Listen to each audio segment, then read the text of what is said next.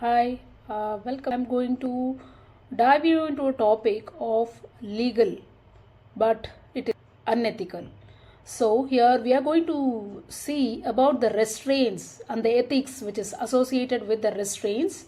So, we are going into detailed analysis of this particular topic. So, let's go. So here I am going to explain this particular type of restraint and the ethics concerned to it with the help of an example. The example goes like this. Which situation justify the use of restraints? Select all that apply, and the options here are A. Patient repeatedly attempts to pull out the endotracheal tube.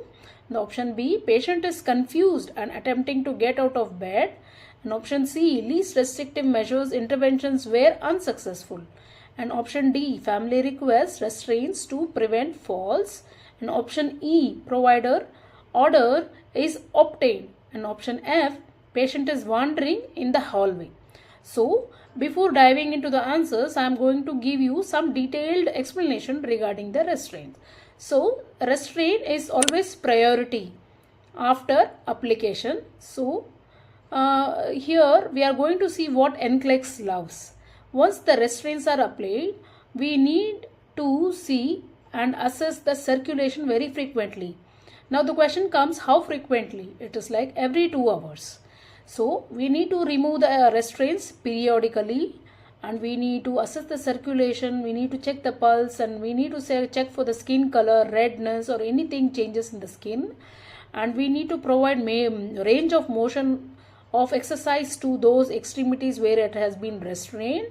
And during applying restraint, we need to ensure that the basic patient needs are met. So we are going to visit the patient again and again, and we are going to ask whether the patient is having any need for toilet, or we need to assess the hydration status of the patient.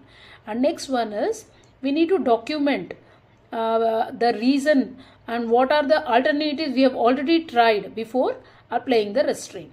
So the particular NCLEX phase, what we need to ensure is failure to monitor restraint. If this is particular happening in the question, so it indicates that we are abusing the patient. So when we are applying the restraint, we should ensure that we are monitoring the patient. So if we have failed to monitor, it means that we are abusing the patient, right? The next thing is that confusion does not always justify restraints. If the patient is confused, we always go for an option, okay, let's restrain the patient. But NCLEX rule, what it says, restraints are the last option that always sought for the patients. So it is not for the wandering type of patients. It is not for prevent from fall risk. Not because the family members have asked, then we can restrain the patient. Only when there is an immediate danger. Immediate danger in what aspect? That is physiological aspect. Here in the question, they have asked the patient is intubated. He is having an endotracheal tube. So if he is pulling out his airway, then it is going to hinder his that is airways. That is a physiological aspect. So we need to see such things, and always ensure that we are putting a restraint if all the other methods what we have tried has failed. So the danger is, if there is no danger to the patient, so we are not going to apply the restraint. As simple as it. If you forget this, the NCLEX will fail you. So the one-line memory rule always goes is danger first. So we have to put the alternatives first. So we need to take an order or receive an order from the physician. Then we can apply the restraints. So the restraints have the ethics with that embedded a law. That is, if the restraint is there, the patient has no autonomy, means the patient is not in his senses, so he cannot rule his autonomy in this particular aspect. If we are misusing the restraint, then we are imprisoning the patient. That is called false imprisonment. Or if you are overusing the restraint, we are abusing the patient. So friends, you should always remember such things when we are going to apply the restraint. So coming back to the question, the right answers are A, C and E. So that is, patient repeatedly attempts to pull out the endotracheal tube. That is correct. Least restrictive interventions were unsuccessful. That is correct. And family and provider order is obtained. That is also correct.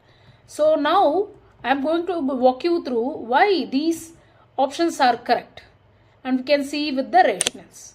That is option A, patient is pulling the ventilator tubing. That is correct option. Why? This is an immediate threat to the life. As I said always, that is airway. The endotracheal tube is providing airway to the patient. If the patient is pulling out, means this is falling under non-maleficence, that we are preventing the harm for the patient. So according to the Maslow hierarchy, the physiological needs always stands out from all the other needs. So restraints may be used temporarily to protect the airway. So the NCLEX rule is, we are life-saving equipment, interference is present, so we can justify it with restraints. Okay friends, next one is option B. We have said that option B is incorrect option because the patient is confused and attempting to leave the bed. So confusion plus bed exit is equal to the fall risk, but that is not only enough by itself. So the NCLEX requires, we have tried all the other restrictive measures first. So the other restrictive measures like bed alarm is there, we are reorienting the patient. I have said you can arrange a sitter to observe the patient, or we have to lower the bed, and we have to take a frequent rounds, and always the NCLEX traps, the saying that fall risk. So we always think we need to restrain. It is absolutely wrong friends. If a fall risk is there, then we need not opt for autonomic restraints. We should opt the options which I have said just before. Okay. Next one is option C. We can see provider ordered obtained. It is a correct option. Why? Because restraints are a medical intervention which is being obtained from the physician. Okay. We require time limited provider order. As I always said, this order is being renewed every 24 hours. And an ongoing assessment and reassessment is often done every 2 hourly, every hourly, except in emergency. But also in that case, we need to take an immediate order from the physician as soon as possible. But the order should follow very quickly. And the NCLEX rule is, no order. If there is, we cannot restrain the patient because it will harm the patient unless it is a rare emergency. Okay friends. And next one is option D. Why this is correct? Least restrictive measures failed. Why? This is the most important ethical requirement. That is, we need to restrain the patient, and this order is acceptable only if we have tried all other measures. As I said, you reorienting the patient, we are keeping a sitter, and we are giving a bed alarm. If all these measures have failed, still the patient is very much restless and is not oriented, then we can take an order from the physician, right? So to protect the patient's right, autonomy plus justice plays a very important role in this, and it should be documented in the note, what type of patient, what are the behavior, and what is the instruction, which physician has ordered. All these things we need to mention in the notes. And NCLEX loves this phrase.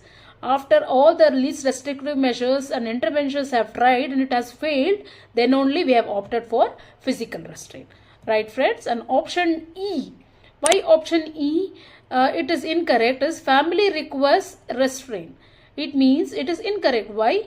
Because family cannot order, or they have no authority to order the restraints, right?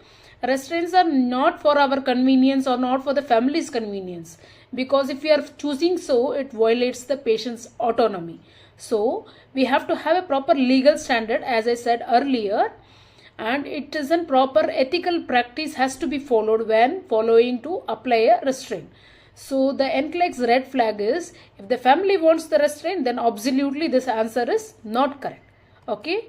And the NCLEX, what we need to master for restraint is that restraints are justified only when all these below mentions are applied. That is immediate danger to the patients or the other, if he is posing a threat to the patient himself or others, or all the other least restrictive measures have failed, or the provider order has obtained appropriately, then continuous monitoring and documentation has to be done time to time.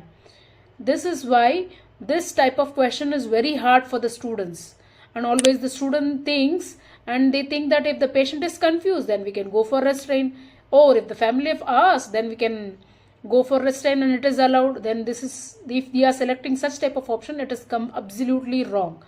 The NCLEX thinks safety first, but autonomy always protected unless the life is threatened, right friends? So they should be in conscious, and if they are conscious, then autonomy is obviously we are following. If the patient is non-senses, then we are going to select the safety. The one line memory quick trick what we can get from this question is, restraints are for the safety, not for confusion or not for the convenience, right friends? Thank you.